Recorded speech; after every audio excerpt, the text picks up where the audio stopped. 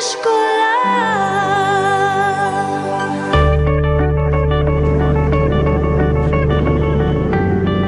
Magtatanghali na nang muling bumisita sa puntod ng anak sina Amelia. Pinaghahandaan na nila ang unang anibersaryo ng pagkamatay ni Damien. Balak sana namin dito mag-Christmas ngayong Pasko kasi namimiss na namin siya. Tsaka gusto namin siya kasama ngayong Pasko.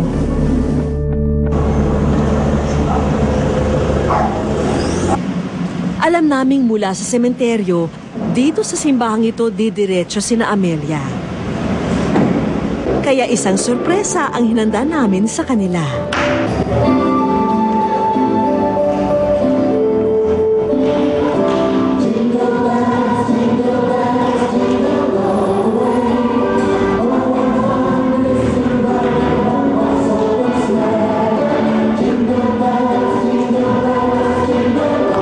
Naaliw naman ang mag-iina.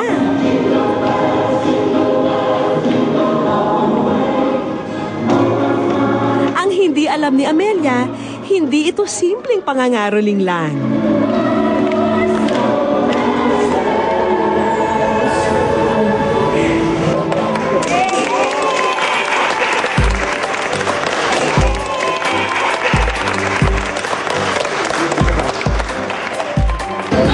Sobrang saya po kasi na-surprise po talaga ako. Hindi ko po akalain na ganito. Sana ngayong Pasko makapiling ko yung mga anak ko.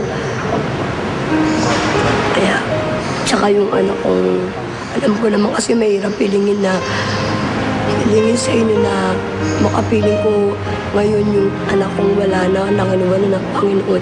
Kahit sana yung ibang anak ko na lang na nandito, tapos sama-sama lang kami ngayong Pasko. Dito na namin pinalapit ang 4 na bisita ni Amelia, ang kanyang mga anak.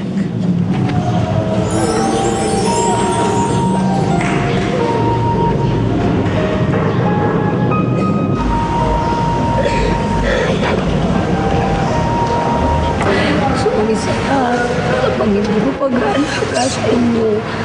Pero mahal ko kayo. Alam niyo naman yun, di ba? Kasi lagi ko sinasabi sa inyo yun. Na gusto ko kayong makasama. Mula nang mawala ang isa nilang kapatid, ngayon lang sila muling nakumpletong magkakasama. Tunay na ngang napaaga raw ang Pasko ng mag-iina. Sa lugar na ito, may naghihintay sa pamilya ni Amelia. Walang iba kundi si Santa. Agad na sinalubong ni Santa sina Amelia.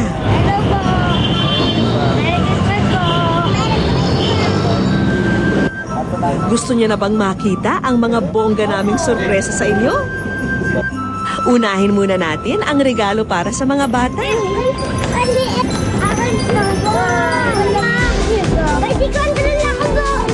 Excited ang lahat sa kanilang mga natanggap.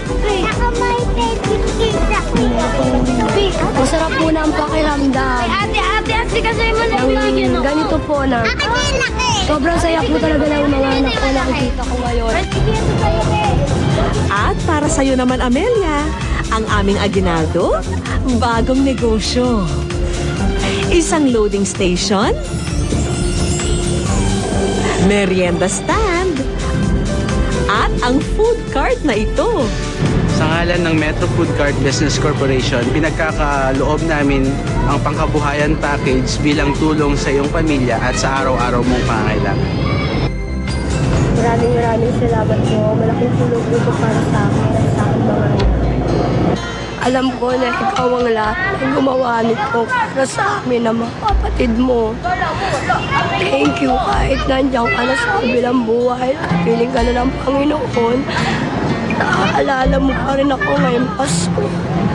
Ngayon, alam ko na kaya mo ginawa itong bagay na ito dahil gusto mong maging masaya. Pasko na. Nobody.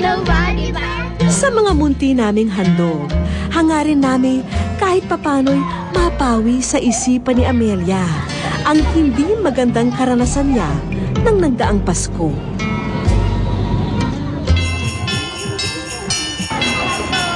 Mahirap mang tanggapin. Hindi na nga mababalik pa ang mga buhay na nawala. Pero wala tayong magagawa. Tuloy ang buhay. Kailangan nating bumangon. At may mas espesyal pa bang okasyon kesa sa Pasko para muling manumbalik ang pag-asa sa ating mga puso. Wish ko Mahigit 2 dekada nang walang Pasko ang dating rebelde na si Tatay Lando. Wala raw kasing dahilan para ipagdiwang ito. Malayo